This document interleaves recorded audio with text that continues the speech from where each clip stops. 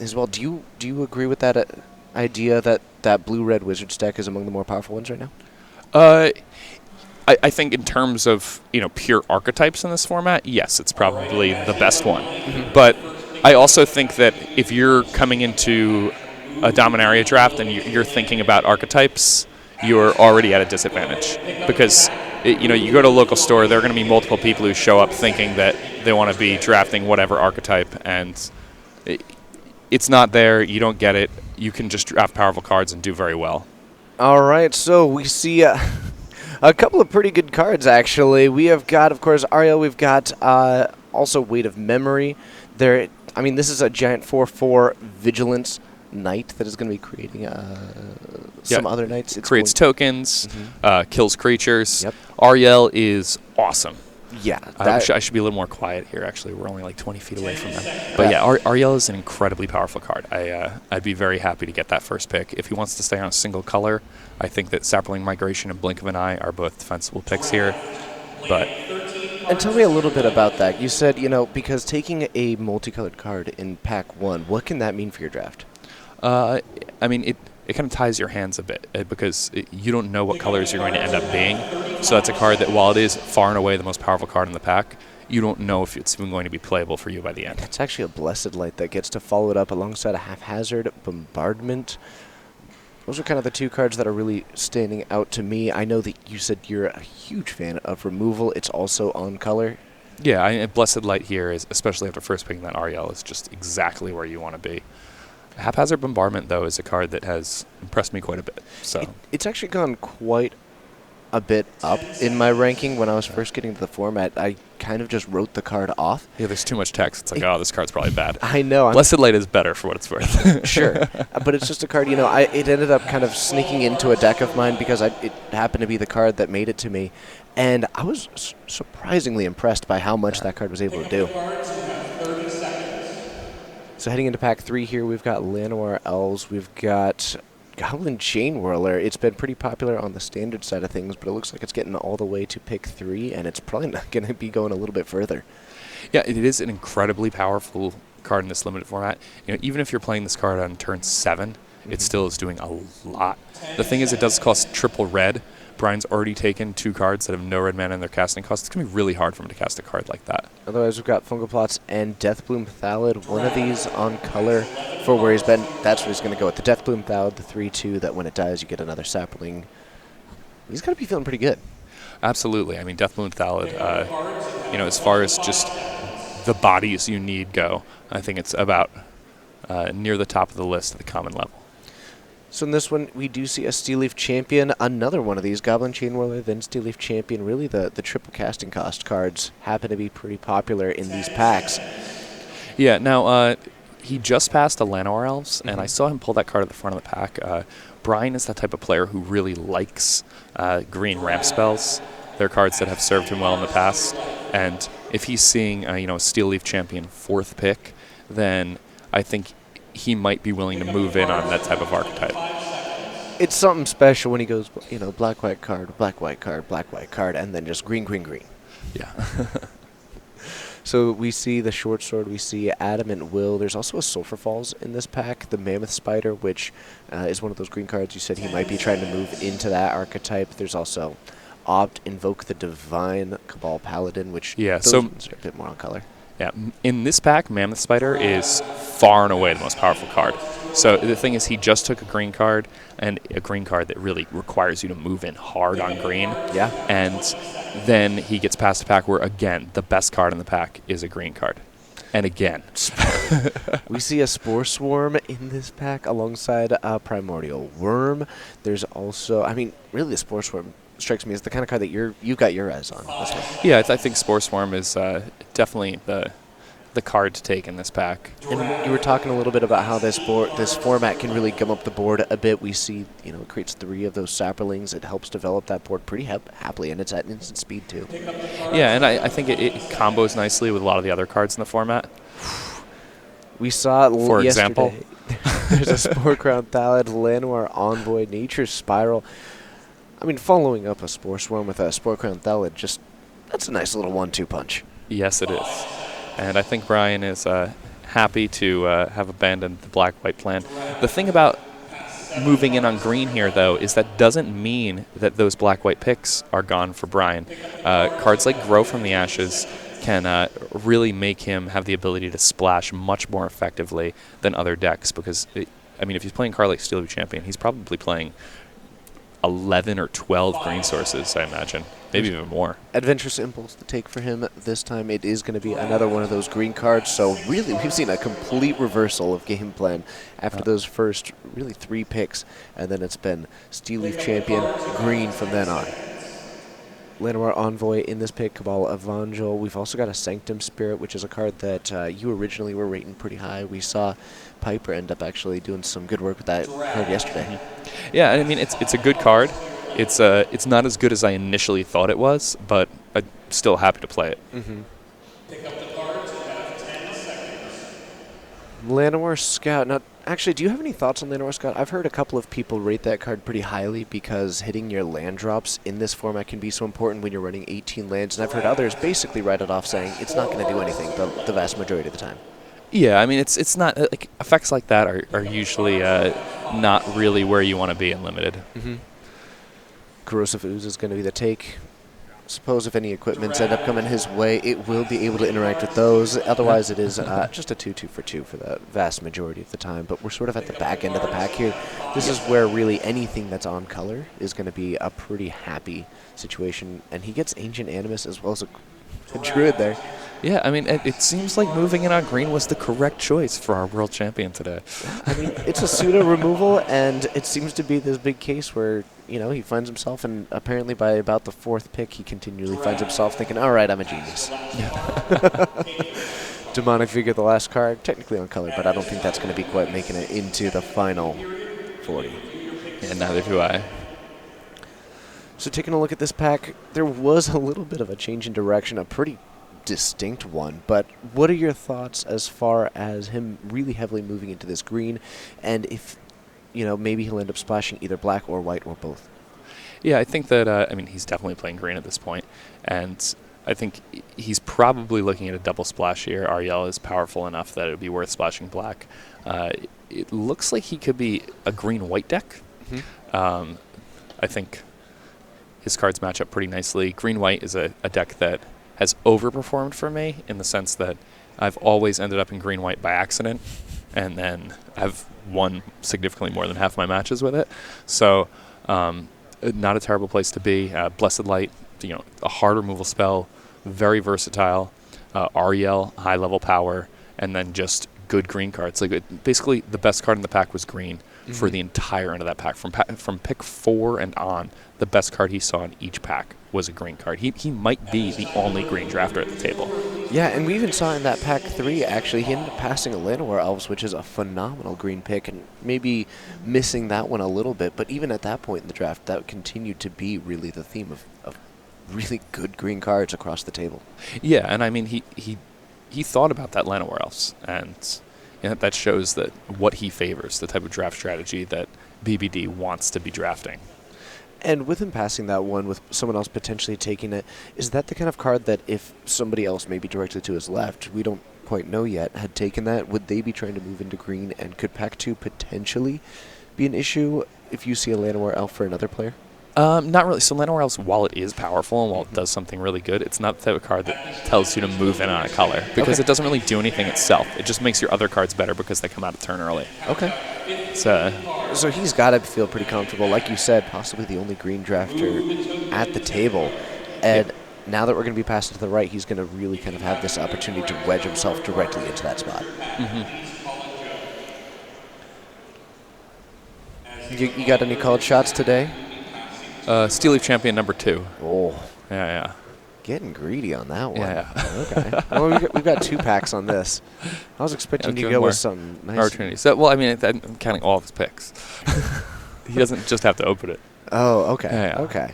I was thinking you were going to go with something a little bit more on the simple side. Maybe the Llanowar Elf. Maybe you were going to pick another Spore Swarm, something like that. Multani. We see Baird, the Steward of Argoth, History of Benalia in this one as well. Pegasus Courser, Pierce the Sky. Have you had the opportunity to play with History of Benalia much in Draft? I have had it a few times. Mhm. It is patently absurd. Right. However, it is a double white casting cost card.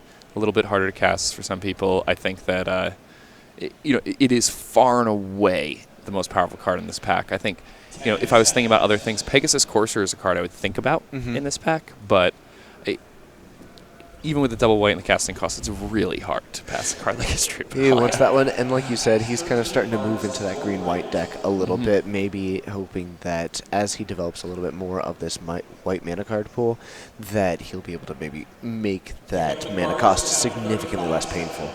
On Sarah's Wings, already the first card that we see, there's that Grow from the Ashes. You were talking about how much he's going to be looking for one of those because he is potentially in double splash territory. We also do see Quende, and actually that Grow from the Ashes isn't really moving to the front of the pack for him. I think he's looking at just Quende, the Proud Ephemereth. Yeah, so I think On Sarah's Wings and Quende are both powerful enough that you're not going to be taking fixing over them, especially this early in the draft. On Sarah's Wings, he doesn't have like the Coldwater Snapper combo. He's not a blue-white deck, but it is just such a powerful card. He's going to have a lot of big creatures, just with big butts, because he's a green deck, and it's really, really good. Those wings are powerful enough to get anything, regardless of size of butt, into the air, attacking with lifelink. So. There's another copy of Blessed Light in this pack, so actually, even though plenty of these white picks are making their way towards him, that On Sarah's Wings was not the first pick, this Blessed Light making its way to him. There's a good amount of these cards. Also, Foil Karn's Temporal Sundering. Yeah, and it's stamped too. Oh. It's a collector's item. Pretty cool. Blessed Light, though. Taking a look at that. Taking a look at this Lynn Voda, maybe. Keeping an eye, that'd be a good one to wear the On Sarah's Wings. Oh, it would. There's also some, I think the Flavor Police might come and get you. Be like, hey, wait a second. Flying fish are a thing, Flying fish exist. So we see that Pegasus Course. You were talking about how that could be a pick earlier. We've also got Relic Runner, and Evra. Now, this is an unusual card. I have seen some of the most exciting moments in all of Dominaria Draft off of Evra, and it's purely because of how that card will interact with Befuddle if things go poorly. It has happened. I've seen evidence of it happening. Someone will activate that Evra and then get befuddled and then lose. Get befuddled. Yeah. Their opponent will exchange their 20 life for the 0 life.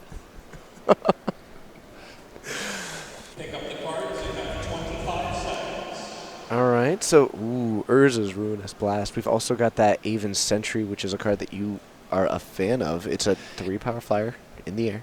Yeah, I like Aven Sentry as a pick here. I think it's unlikely that he's going to get to play with a card like Urza's Ruinous Blast. Urza's Ruinous Blast is the most powerful card in the pack. I think there are a lot of decks that would rather be taking that here, but given the content of his deck so far, I like Aven Sentry a lot. Yeah, and the reason why those are a little bit more difficult to play is that legendary sorcery text on it, and what that requires is that to even cast that card, you need to control a legendary creature or a planeswalker.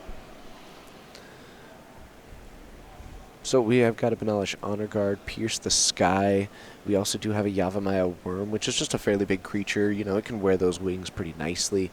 An Academy Drake in this pack, but he hasn't really been moving into blue very much. Benalish Honor Guard it is. It's going to fill out the curve pretty nicely.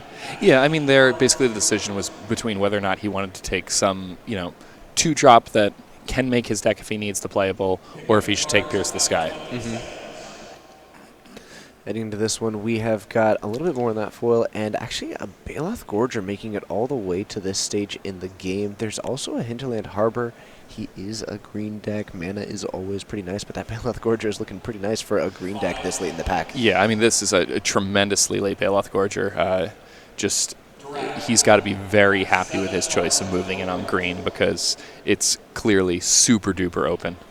Yeah, and it's just another phenomenal sign. You said the odds of him being the only green drafter are becoming, higher and higher as you see a Baloth Gorger come around the table at this point. Yeah, and I'm not sure if he's the only one anymore based on how this pack played out. It's not the same as the end of the last pack. I think somebody else probably also recognized that green was open and moved in.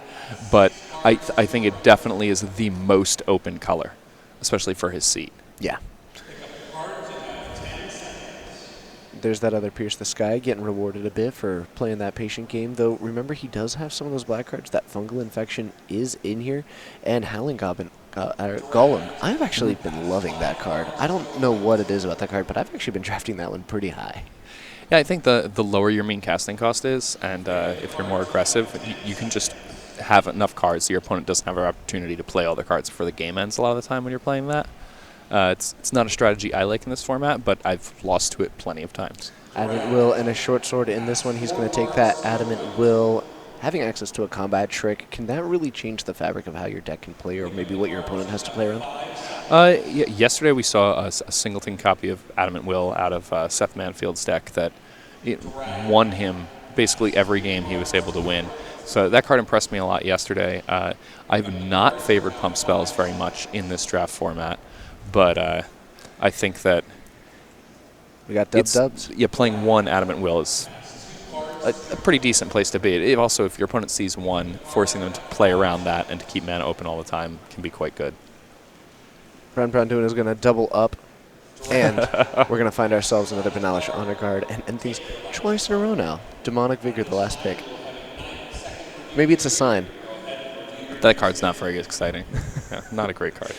Maybe it's a sign. So taking a look, things kind of shifted a little bit. We saw him this time, actually. Green was not really his most popular color in this draft. He was really going again for these white cards that we saw him start off a little bit in pack 1 with that Blessed Light, following up with a backup Blessed Light, the On Sarah's Wings, the History of Benalia. This is shaping up to be a great green-white deck. Yeah, this is a really powerful green-white deck. Another thing about the Adamant Will that he took late there is that it can help protect a creature that has On Sarah's Wings on it because of the indestructibility clause. So that's something we can look out for. That's definitely a great point. And earlier, the aura is really the downside to them in this format. The reason why that's pretty much the only one that's any consideration. The removal, like you said, is extremely efficient, and also just the amount of bounce effects seem to be pretty popular. We saw early on in his pack 1, pick 1, that there was that blink of an eye. Yesterday he had access to that Academy Journey Mage. Really, the aura needs to be phenomenal to make the cut. I also think that the way you play auras in this format is quite a bit different than in more recent formats. Where in more recent formats, a lot of the time you just slam the aura on a guy and hope it gets there. The removal's not good in this format. Maybe the removal's too expensive. They don't draw the right set of lands. They don't draw their 1 or 2 removal spells. In this format, it's prevalent enough and good enough where when you play a card like On Sarah's Wings early in the game and just cross your fingers and hope to win the game, that's not going to work out for you a lot of the time. It's often better to get into the muck of things, to tussle with people in combat a bit, try to get them to use their combat tricks, but where they think they're getting some sort of advantage, and then once they've gotten those removal spells out of their hand, or once they have a few cards left in their hand, once they're not doing much, then it's time to deploy a card like On Sarah's Wings, because it means that it has the ability to take over the game by itself. Okay. And of course, Braun Duin, the player that we're watching, the 2016 World Champion, a phenomenal player. Interesting little fun fact is that I believe at this same table, Seth Manfield is sitting down, and actually recently he did end up getting second at GP Toronto with Seth Manfield on his team alongside Brad Nelson. Yeah, the three of them have done quite well in these team tournaments this year. So, pack 3 coming up, and it's time to make it happen. We see Joda Archmage Eternal. There's that Coldwater Snapper. We've got another Mammoth Spider, which is a card that he was able to grab in pack 1 if he wants another copy of that. Tell me a little bit. Oh, so this pack's not very exciting. I mean, Shivan Fire, very good. As far as cards go for his deck, there's a Mesa Unicorn and a Mammoth Spider, neither of which you're thrilled with. There's Sergeant at Arms, but Sergeant at Arms is a card that I've been somewhat unimpressed with in a deck like this. It usually is at its best in a white-black deck with multiple copies of Dark Bargain. One thing that's really interesting to me is sort of the difference between pack 1, pick 1 and pack 3, pick 1. Just how different, you're no longer going for the most powerful card, and really you end up kind of passing some powerful cards. A Shivan Fire is not a card that generally, is going to be getting very far, but now it's just a card that he didn't even really look at. Yeah, I mean, He's got a GGG spell and a WW spell that are his two most powerful cards. So he's already terrified about how Mana's going to work out for him. This pack also, the last two packs have not been phenomenal for him. This one we see a lot of blue cards, a lot of red cards, even in Adeli's the Cinderwind. But a Knight of New Benalia is the card that he's taken a look at here, which for your pack 3 pick 2, are you happy about? No, I mean, you're not happy about that at all. The thing is that at this point, he's basically pushed himself so that he has to be a green-white player. And there's a possibility that he splashes black, but he's not taking any card that is black in the casting cost unless it's a single black mana and it's a bomb. Mm-hmm. So he just basically has to take that's the question. All right. We've got Gideon's Reproach, and then Arvad the Cursed. He also, just another potential consideration if it makes its way around the table, there is actually the Woodland Cemetery, which would enable him actually making that splash as well. But 3 cards that he's really looking at right now. I like Reproach a lot. Reproach, I mean, removal is good, but Arvad the Cursed, another one of those really powerful cards you were talking about, also does enable that slight splash. He's going to keep it safe. He's going to go for the Gideon's Reproach. Yeah. Maybe that Arvad will make it back around the table. Mox Amber. One can hope. Ooh, A stamped Mox Amber. That's kind of exciting. He's going to be able to use that one later. I mean, it's a powerful card. He doesn't have a whole lot of those legends available right now. I think Sam Black's the only person I've ever seen successfully draft a Mox Amber. Oh, I wasn't suggesting that we play it in limited. I think it's a solid 0, but it's a cool card to see in one of these drafts. Bayleth Gorger, a fine pickup, though. That's his second copy of the card. 4/4s for 4 are always awesome in limited. The fact that it also has kicker and can be bigger when you're flooded out in the later stages of the game. And just a great card. And really, he got a little bit spoiled in the last pack, how late he was able to pick up one of those Bayleth Gorgers. I think really this is kind of the more conventional time in the pack that you would end up taking that card. Juggernaut in this pack, as well as Ether Glider. Broken Bond, you have talked a little bit about how you enjoy when the players keep their options open, have one of those main deck considerations, but he does, I think, already have that Invoke the Divine in the pack.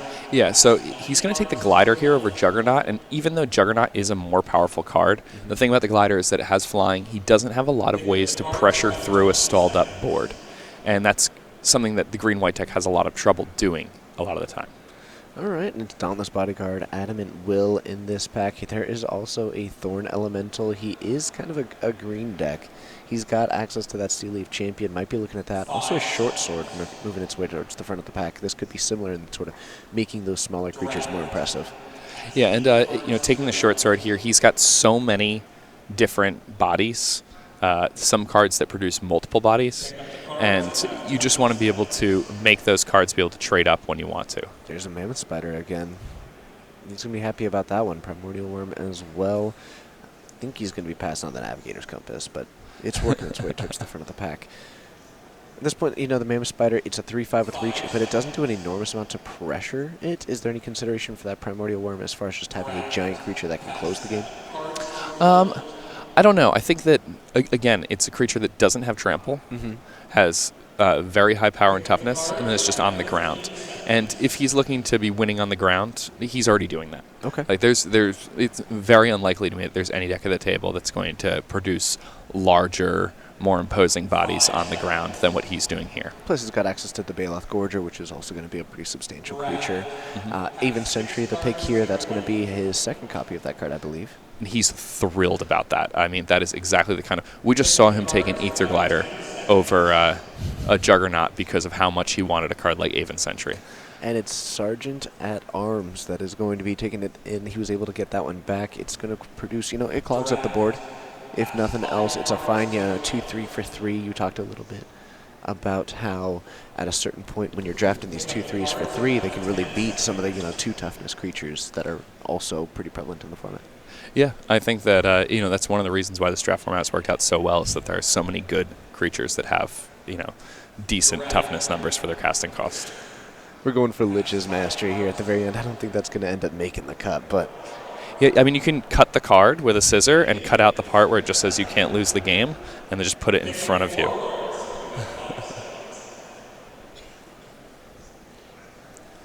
So Triumph of Gerard, Healing Grace. And it looks like Healing Grace is going to be the card that makes the cut. Able to gain him 3 life, prevent 3 damage. It's a sideboard consideration at times. You play against somebody who has 2 Wizard's Lightnings or something, and suddenly that card becomes a pretty effective tool.